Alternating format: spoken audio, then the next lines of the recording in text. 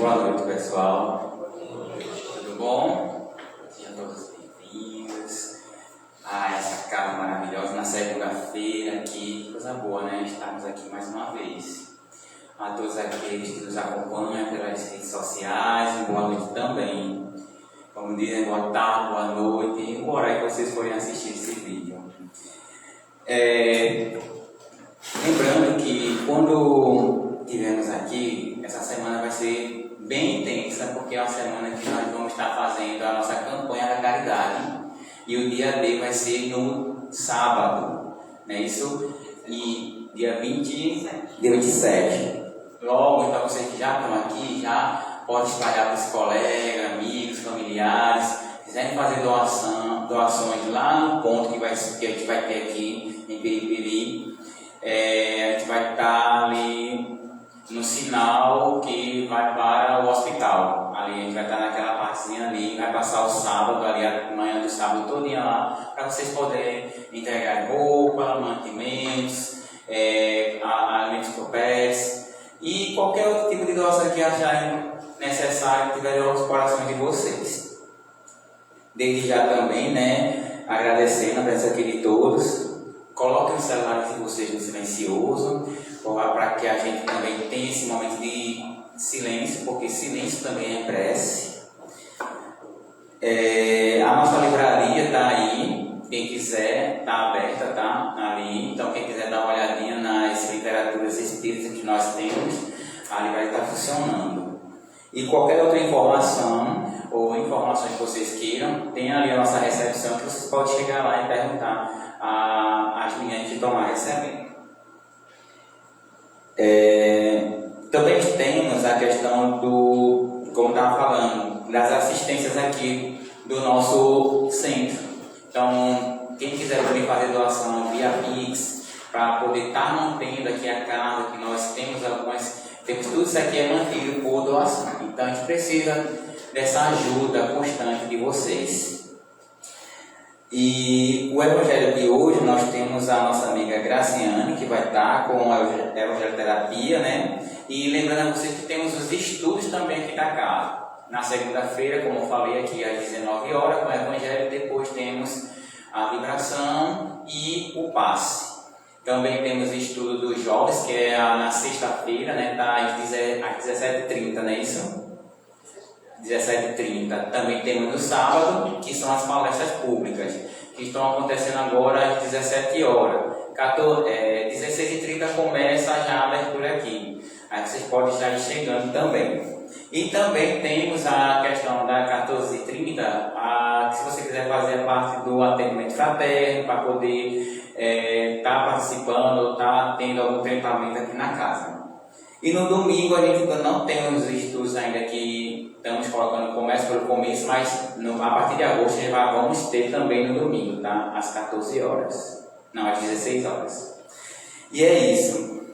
Então, para dar início, eu vou ler o Minuto de Sabedoria do Pastorino, que é o capítulo 29, que ele fala assim: eleve seu coração em prece, mas evite recitar fórmulas lidas ou decoradas, que de seu coração partam as palavras espontâneas, como você faz quando conversa com um amigo querido.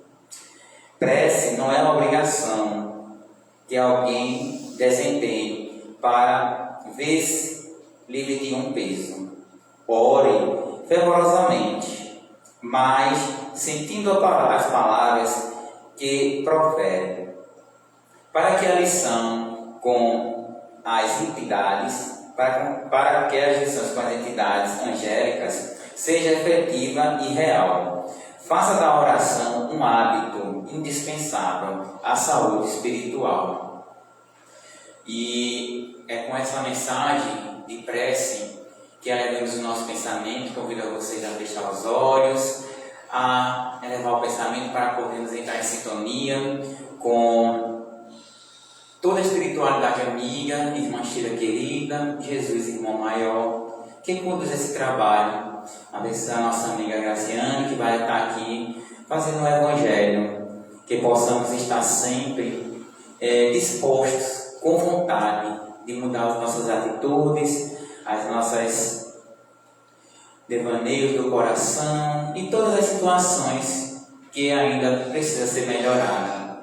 Obrigado, Senhor Deus, por esse momento e permanece conosco, hoje, agora e sempre. Que assim seja, graças a Deus.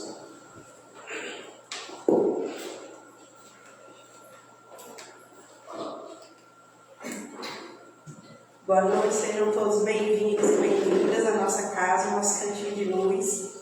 Então é com muita alegria que nessa segunda-feira a gente vai realizar a nossa terapia do Evangelho, a nossa Evangelho-terapia.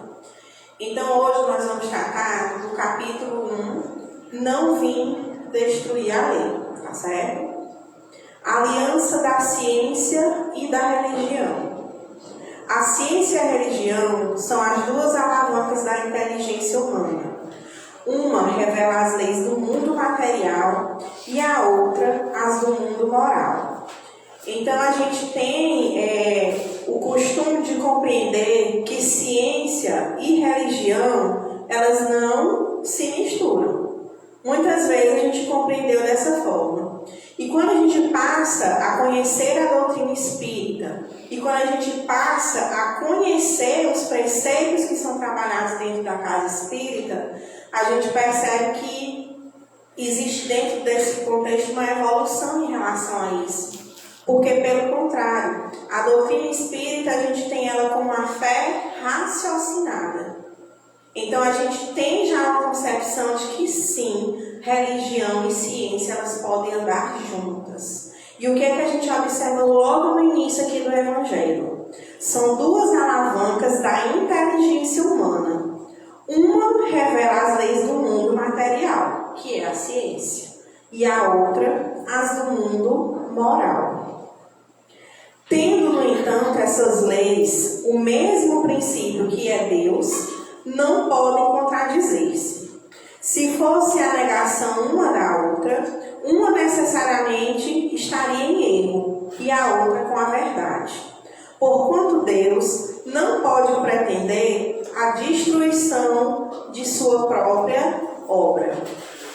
Quando a gente fala sobre inteligência, quando a gente fala sobre ciência e sobre Deus, a gente percebe, por tudo que nós conhecemos, desde que nos entendemos por gente, que o mundo evolui e que as pessoas evoluem. E muitas vezes a gente não tem ainda, pela nossa ignorância, o entendimento de que tudo que aconteceu de evolução em todos os campos da humanidade aconteceram com a permissão de Deus. É simplesmente pelo querer divino que nós somos quem somos e o mundo hoje se encontra da forma com que se encontra.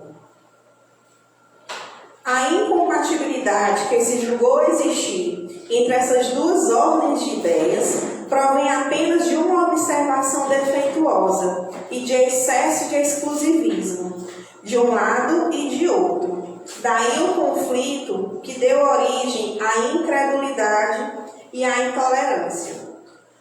Vamos observar pelas nossas próprias imperfeições que é muito difícil eu defender uma ideia, ver a Andressa defender outra e eu deixar a minha de lado para atender a dela.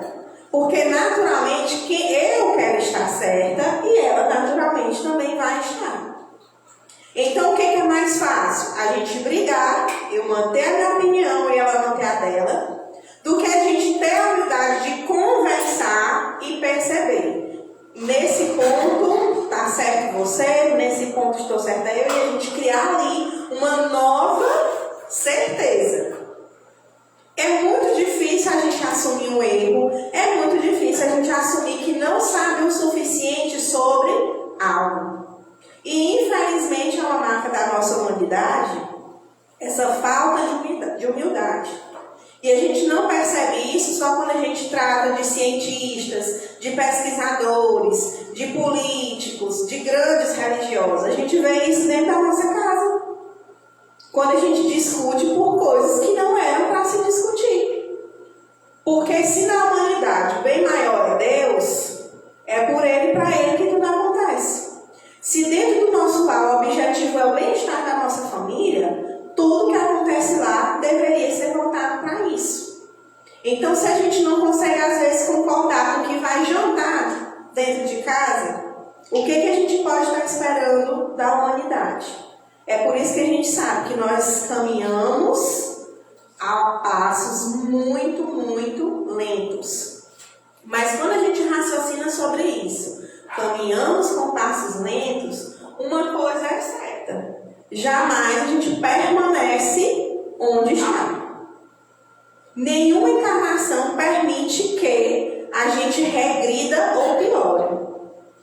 Ou por bem ou por mal, a gente vai avançar. Ou pelo amor ou pela dor, a gente vai avançar.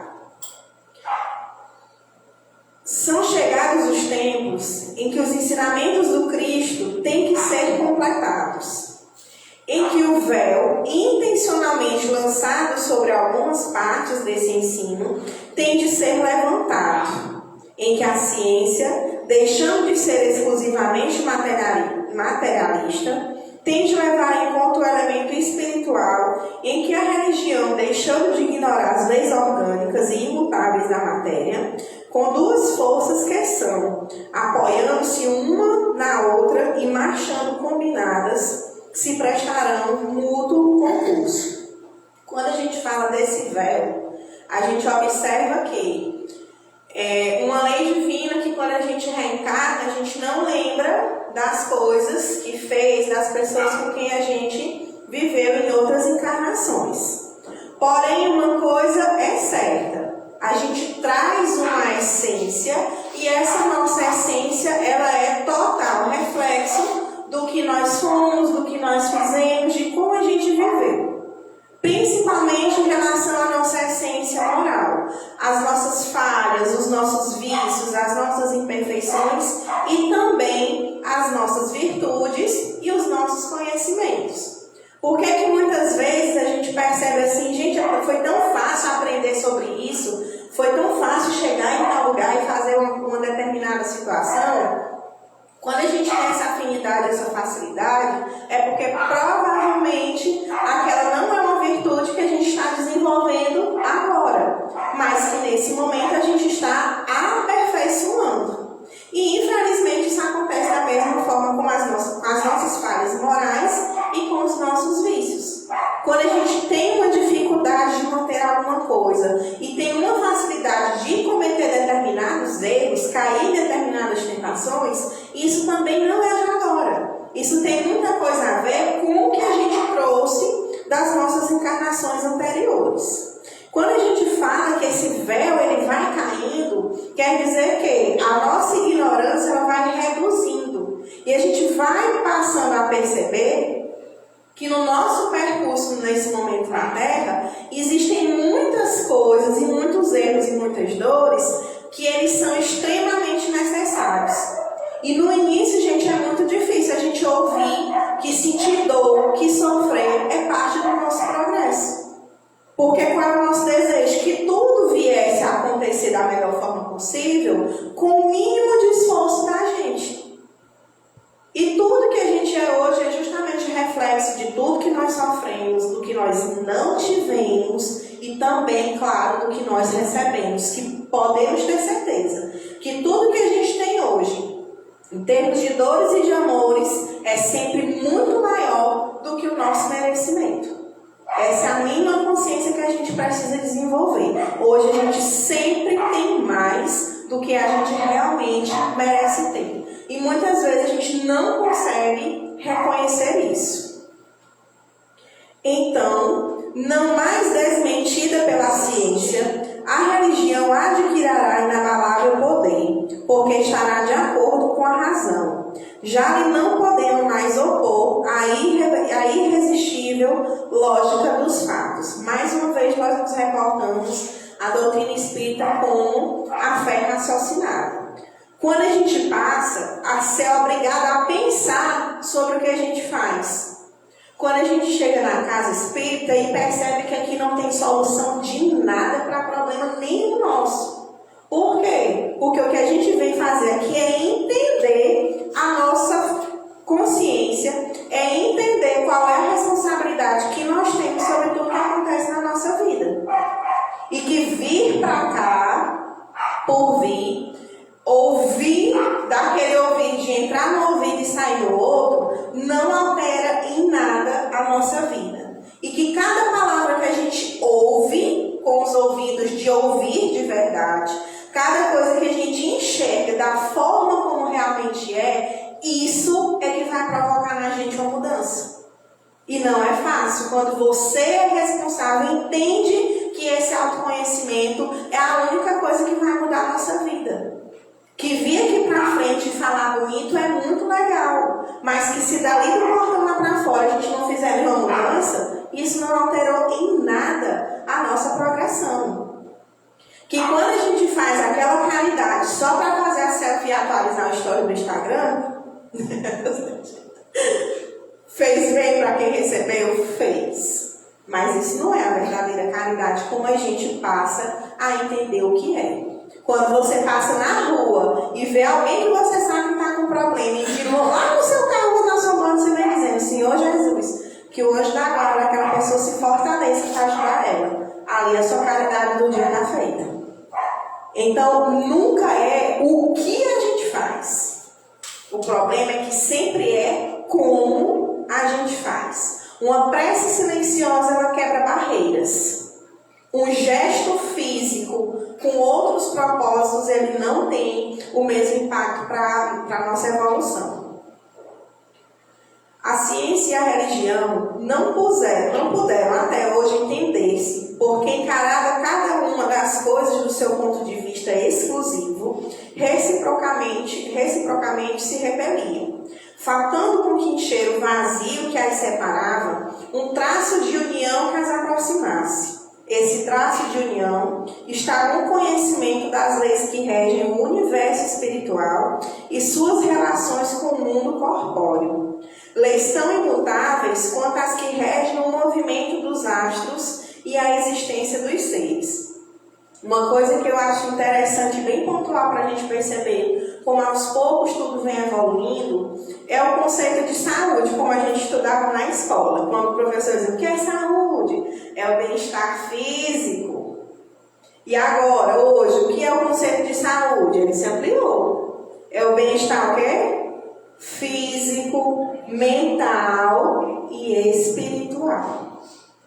Então, você tem um conceito de saúde que rege hoje um planeta, não apenas o nosso país, e que ele considera o ser humano não como apenas um organismo, não apenas como uma mente que rege um corpo, mas também que em cada um de nós, independente de religião, existe um ser espiritual. Uma vez comprovadas pelas experiências essas relações, nova luz se faz. A fé dirigiu-se à razão. Esta nada encontrou de ilógico na fé. Vencido foi o materialismo. Mas, nisso como em tudo, há pessoas que ficam lá atrás, até serem arrastadas pelo movimento geral, que as esmaga, se tentam resistir-lhe, em vez de o acompanharem. Por que o espírito ele é chamado de trabalhador da última hora? Por que a gente tem tanta dificuldade em ressignificar coisas que são tão simples? É porque o que é simples é muito difícil de ser mudado, porque ele já foi enraizado. A gente tem uma vida entendendo as coisas de um jeito, para você passar do dia para a noite a perceber que existem outras possibilidades, isso não é fácil. Por isso que a gente precisa ter a vivência, por isso que dentro da casa espírita a gente tem todo um sistema de atenções, como o Jefferson acabou de explicar para a gente. A gente tem os estudos. Por quê? Porque é quando a gente passa a estudar a doutrina espírita que muita coisa começa a fazer sentido. E que do dia que a gente conhece essas novas, vamos dizer assim, o que para a gente é novo em termos de entendimento, a a gente diz assim, meu Deus do céu, agora faz sentido. O que antes a gente discutia, não pode isso aqui acontecer dessa forma. Para tudo existe um sentido de ser. E a gente passa a aceitar isso através do conhecimento. E toda revolução que nesse momento se opera e trabalha os espíritos, após uma elaboração que durou mais de 18 séculos, chega a ela a sua plena realização e vai marcar uma nova era da humanidade, fácil de prever as consequências, acarretará para as relações sociais inevitáveis modificações, às quais ninguém terá força para se opor, porque elas estão nos desígnios de Deus e derivam da lei do progresso, que é a lei de Deus. Vamos imaginar tudo que a gente tem vivido no planeta, vamos pegar o recorte da pandemia para cá. A gente não tem um histórico na vida dos nossos familiares que tenha acontecido um processo na magnitude que aconteceu a pandemia e por quantos anos ainda a gente vai viver com as consequências disso. A primeira coisa que a pandemia nos mostrou é que nós não temos o controle de absolutamente nada. Nada. Nada, nada, nada.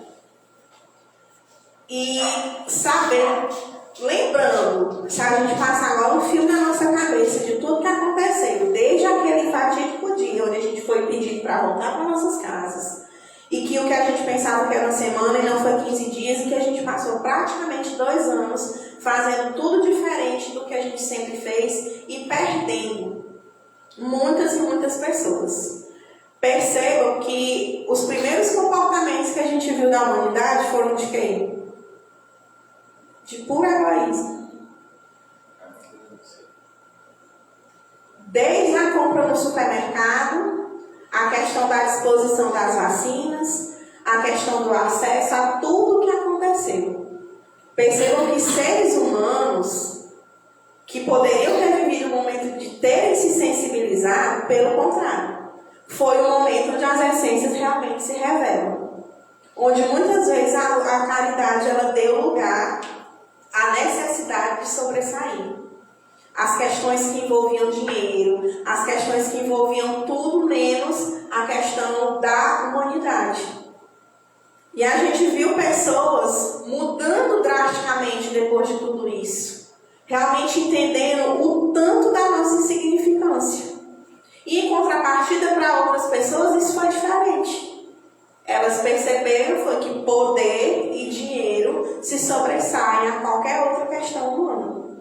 E percebam que isso tudo vem da nossa essência. Quando a gente tem uma essência e encontra a oportunidade, aquilo ali só floresce. Por isso que quando eu estiver lá em casa, a Andressa me ligar chamando para sair, eu vou chegar morta de bêbada de ressaca, eu vou botar a culpa em quem? Na Andressa. Mas a culpa é de quem? Do Deus. A culpa é minha, porque eu que quis ir. E eu vou dizer, se a Andressa não tivesse me ligado, eu não tinha ido. Eu já estava lá com vontade. A Andressa foi só o quê? Só a oportunidade. Então, quando a gente erra e pergunta para Deus por que Ele está sendo injusto com a gente, eu tenho certeza que Ele olha para a cara da gente e acha graça. Porque é literalmente o que a gente pediu para passar e para poder aprender. E aí a gente literalmente rasga a prova e briga com o professor. Sendo que quando a gente passa por aquela prova, quem precisa daquela provação literalmente somos nós. E o pior, foi lá no nosso checklist, não, eu tenho que passar por isso para eu entender. E aí a gente passa e não consegue desempenhar resiliência, porque é difícil mesmo. A gente vai perder o nosso tempo e a nossa força discutindo do porquê que determinada coisa aconteceu. Além do item 8 do capítulo 1 do Evangelho, nós vamos trabalhar 2 questões hoje do livro dos Espíritos com o mesmo contexto. Na questão 8, a gente vai falar sobre as provas da existência de Deus. Foi perguntado por Kardec aos Espíritos que se deve pensar da opinião dos que atribuem a formação primária a uma combinação fortuita da matéria ou por outra ao acaso. O que os espíritos responderam? Outro absurdo. Que homem de bom senso pode considerar o acaso um ser inteligente? E demais, o que é o acaso? Nada. Nós temos ainda o hábito de atribuir certas coisas ao acaso. A coincidência. Por coincidência, eu conheci uma pessoa. Por coincidência, eu trabalho em dado lugar. Por acaso. Uma das nossas lições mais significativas dentro da casa espírita. O acaso. Essa coincidência. Levei uma topada e vim parar aqui. Isso não existe. Se nesse momento nós estamos aqui todos reunidos, tudo foi programado para que acontecesse dessa forma. E é claro que existiu uma peça fundamental, a nossa vontade de estar aqui hoje. Esse desejo de a gente estar aqui hoje. Kardec ainda amplia. A harmonia existente no mecanismo do universo patenteia combinações e desígnios determinados e por isso mesmo revela um poder inteligente. Atribuir a formação primária ao acaso é insensatez, pois que o acaso é cego e não pode produzir os efeitos que a inteligência produz. Um acaso inteligente não seria acaso. O Espírito Miramês, ele comenta essas questões e ele traz sempre uma forma muito didática de a gente compreender o livro dos Espíritos. O orgulho nos faz esconder Deus pela fraqueza do entendimento, colocando-o como acaso, palavra que expressa na linguagem dos homens. Vamos dar um exemplo. A gente está passando por um conflito, uma situação, e aí a gente fica ali horas pensando sobre aquilo. De repente, como diz o Wilfried, do nada, vem assim uma inspiração. Você podia fazer isso. Rapaz, mas eu podia fazer isso? A gente faz e dá certo e a gente diz o quê? E, gente, eu sou massa demais. Eu consegui resolver o problema. Mas a gente não consegue reconhecer que aquela inspiração não veio do nada.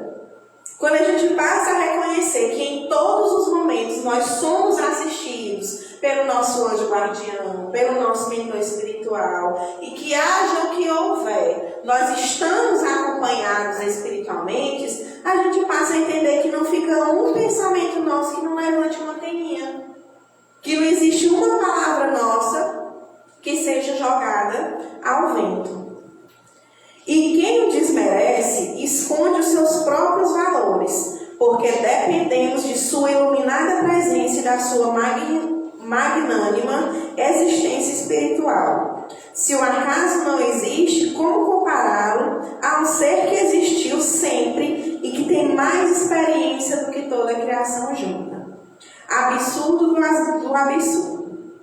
Quantas vezes a gente vê, ou em matérias de jornais, expressões como, por exemplo, é o homem brincando de ser Deus. Tenho certeza que vocês já leram, já ouviram essa expressão de alguma forma. E com toda inteligência que a gente sabe que existe hoje na humanidade, a própria pandemia é uma prova disso, porque eu acredito que nunca existiu, em tão pouco tempo, tanta gente estudando e tentando buscar solução para criar essa vacina, para descobrir tanto sobre isso que até então era tudo muito novo. Do mesmo jeito que existem pessoas buscando, vamos dizer assim, a solução de problemas da nossa humanidade, existem mentes tão poderosas quanto, ou até mais, trabalhando para produzir meios de quê? De destruir a humanidade. É a mesma inteligência, é a mesma permissão. E o que foi que existiu no decorrer da vida daquele ser humano, que o momento onde ele optou por não ser alguém que faz por pessoas, mas para alguém que tem o poder de dirigir os outros seres humanos que são tão iguais na condição humana.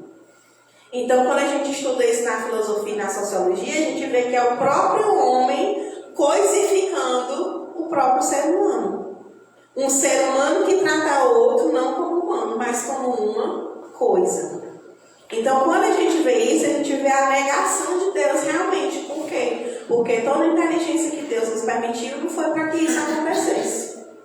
Mas nós temos o livre arbítrio. Nada se faz por acaso. Para tudo existem leis que nos pedem obediência. Para que a harmonia se faça, é justo que observes o mundo em que vives. Não se pode viver sem que se tenha leis para obedecer. E ao infrator vem logo a corrigenda.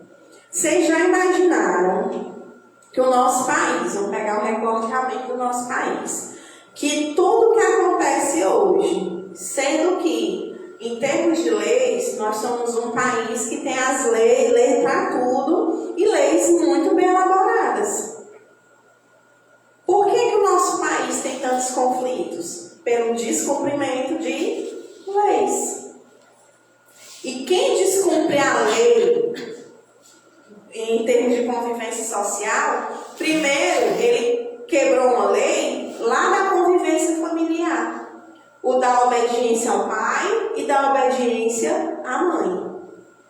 Quando a gente não é capaz de obedecer o pai e a mãe, eu vou obedecer meu professor, eu vou obedecer o sinal de trânsito, eu vou obedecer um edital de leis que regem o meu condomínio, por exemplo. Não vou. Porque a gente termina gerando na nossa essência essa permissão de descumprir e de desobedecer.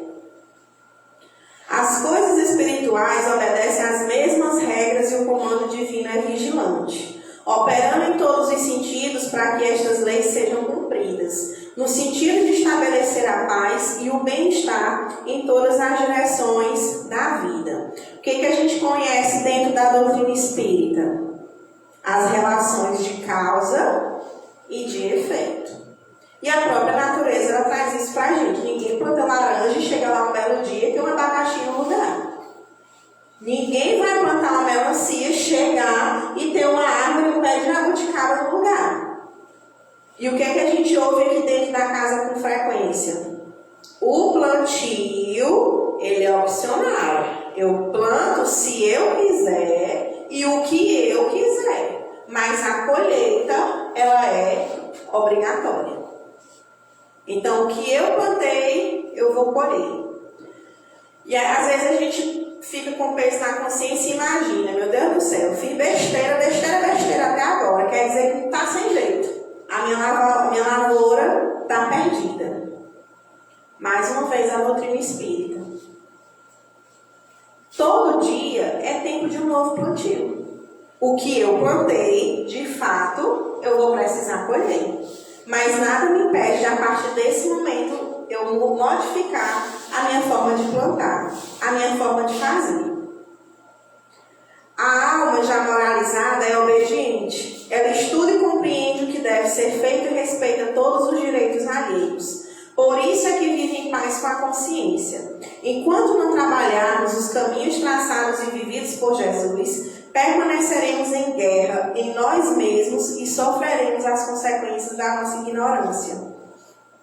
Todas as guerras que nós temos com os outros, elas nunca são dos outros. Elas sempre são guerras nossas e guerras internas. É tanto que todo defeito que eu enxergo no outro, a primeira pessoa que tem esse defeito sou eu.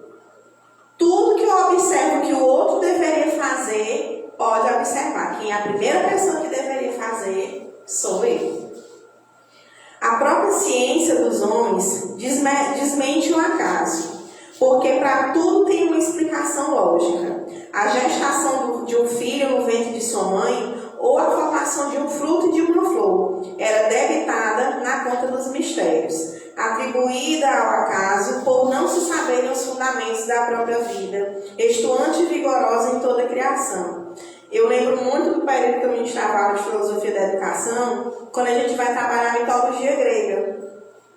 Quando os gregos, para tudo que acontecia, eles nomeavam Deus e criavam uma história para justificar o acontecimento daquele fato. Aquilo era o máximo de conhecimento que eles poderiam ter. Por quê? Porque eles não tinham nem outras formas de conhecer, nem outras formas de raciocinar sobre aquilo.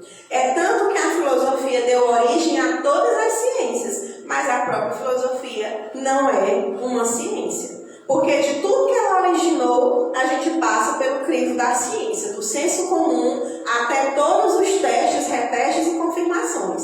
Porque uma coisa que ela lê aqui, ela precisa ser em todos os outros ambientes para que ela possa ser validada como ciência.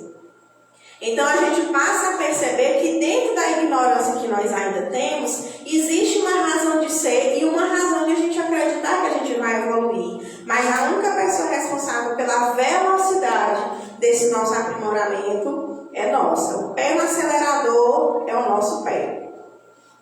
Se todo efeito tem uma causa, na dedução comum entre os homens, eis que os efeitos invisíveis estão apoiados em causas mais sutis do que pensas.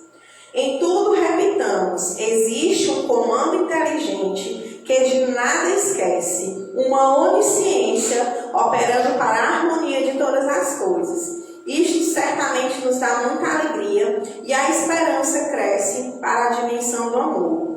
Quando a gente fala sobre essa questão da esperança, a gente passa a imaginar que quando eu acredito que a nossa vida ela se encerra no momento do nosso desencarne, você vê ali o fim de todas as esperanças. Quando a gente passa a entender que existe muito, mas muito mesmo, além do nosso desencarne material, a morte do nosso corpo, a gente passa a entender que a esperança, ela retoma os nossos dias de uma forma diferente.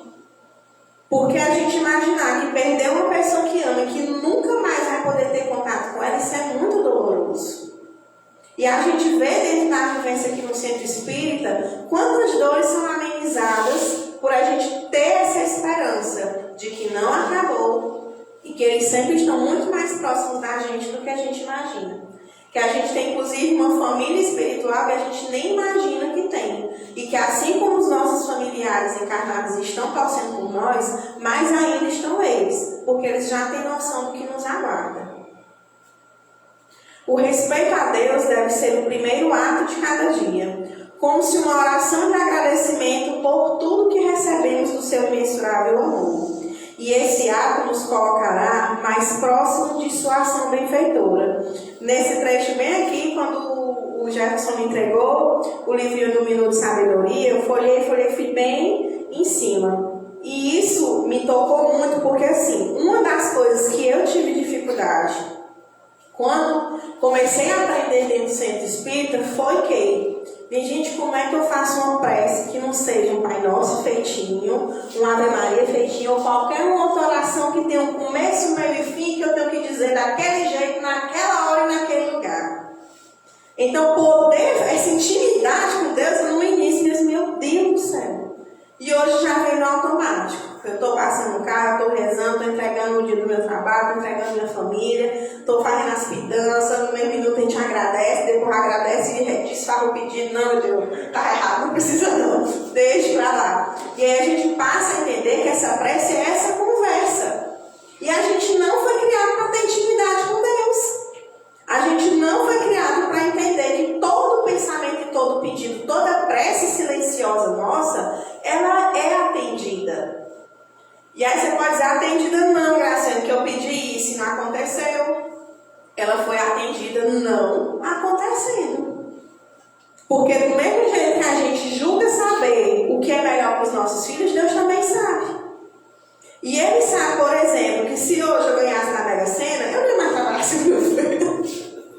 E eu preciso trabalhar para me evoluir muita coisa, então eu vou ganhar na Mega Sena? Com certeza, não. Por quê? Porque é da vida que eu tenho, do que eu tenho e como eu tenho que eu preciso para poder crescer. Então, o que não é dado para a gente é uma forma também de a gente receber. Trabalhando, esqueçamos do ódio e abracemos vivendo o amor, porque essa disposição à verdade nos garantirá a paz espiritual e a alegria permanente no coração. A gente ressignificar rapidamente, num curto espaço de tempo que a gente aprendeu por uma vida inteira, isso não é fácil.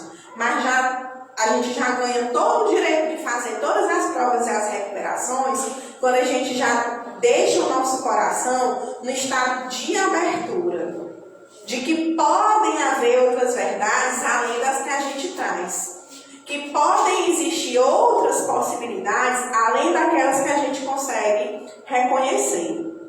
Ainda seguindo na questão 9, nós temos as provas de existência de Deus, e foi perguntado para os espíritos, em que na causa primária se revela uma inteligência suprema e superior a todas as outras inteligências, e foi respondido pelos espíritos. Tende um provérbio que diz: pela obra se reconhece o autor. Bem aqui a gente já poderia parar os esclarecimentos sobre essa questão. Pois bem, vede a obra e procurai o autor. O orgulho é que gera a incredulidade. O homem orgulhoso nada admite acima de si. Por isso é que dele se denomina a si mesmo de espírito forte. Pobre ser, que um sopro de Deus pode abater. Mais uma vez, a gente vê em várias situações a soberba do ser humano de realmente achar que acima da inteligência dele nada mais existe. Então, em tudo que a gente observa ao nosso redor, a única coisa que a gente pode ter certeza é que existe uma inteligência que é superior a tudo somado, que possa ter registro neste planeta e em todas as extensões espirituais. Kardec amplia: do poder de uma inteligência se julga pelas obras, não podendo nenhum ser humano criar o que a natureza produz. A causa primária é, consequentemente, uma inteligência superior à humanidade.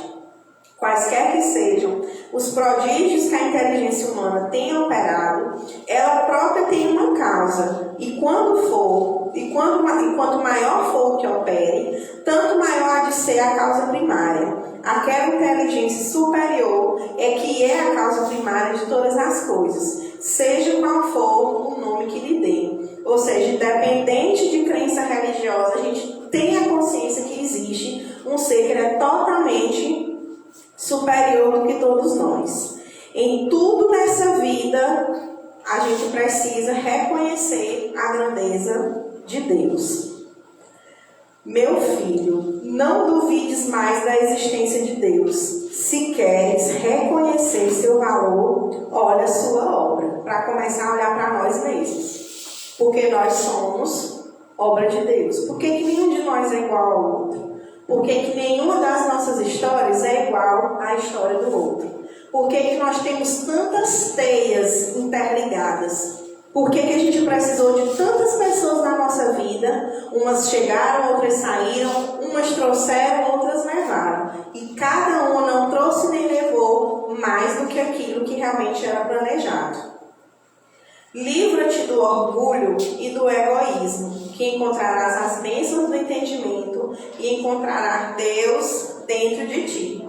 Inclusive, ainda lembrando a mitologia grega, tem uma história em que ela diz o seguinte: quando os homens começaram a ficar mais espertos, a ter mais conhecimento, os deuses começaram a se preocupar. E tinha a chave desse conhecimento. Então eles começaram a pensar onde é que eles poderiam esconder essa chave. Tinha que ser um lugar que o homem nunca fosse procurar. E onde foi que ele escondeu? Dentro do próprio homem.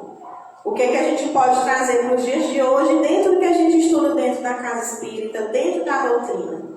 Que a chave para todas as nossas mudanças, ela se encontra dentro da gente. Por isso que é mais difícil procurar, porque a gente procura em tudo e em todos, menos na gente. Por isso que quando a gente encontra, ninguém tira isso da gente. Por quê? Porque conhecimento é a única coisa que a gente traz nas nossas outras existências e leva para as próximas existências. É o que realmente é nosso e é o que passa a rodar a nossa essência. Então, quero muito agradecer a atenção de todos vocês. E tem mais algum recado, Andressa? A vibração. Pronto. Vou pegar aqui porque vai começar a vibração, tá bom? Tá certo, obrigada.